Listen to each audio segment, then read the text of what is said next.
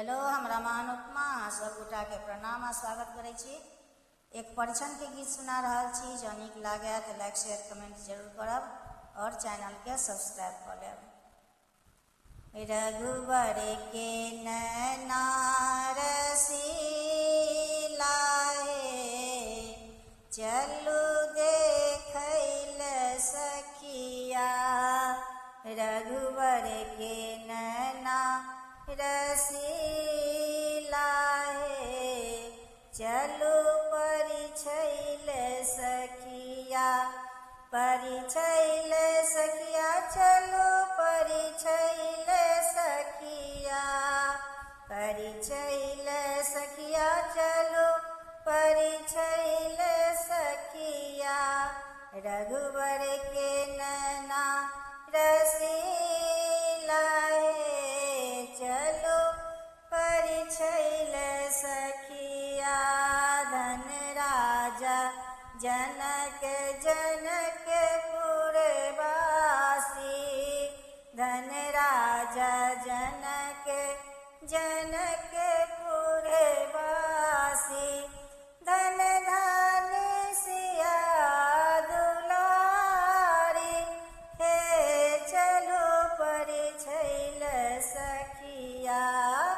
धन धन सिया दुलारी हे, चलो परिछैल सखिया। रघुवर के नैना रसीला हे, चलू देखैल सखिया। रघुवर के नैना रसीला हे, चलू परिछैल सखिया। अक्षत धान दुबी लेने ओ थारी, अक्षत धान दुबी लेने ओ थारी। मंगल गावत नारी हे, चलो परिछैल सखिया। मंगल गावत नारी हे, चलो परिछैल सखिया। रघुवर के नैना रसीला हे, चलो परिछैल सखिया। कंचन थार कपूर के बाती, कंचन थार कपूर के बाती।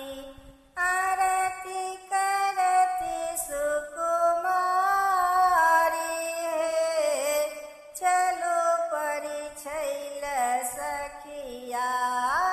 आरती करती सुकुमारी हे, चलो परिछैल सखिया। रघुवर के नैना रसीला हे, चलू देखैल सखिया।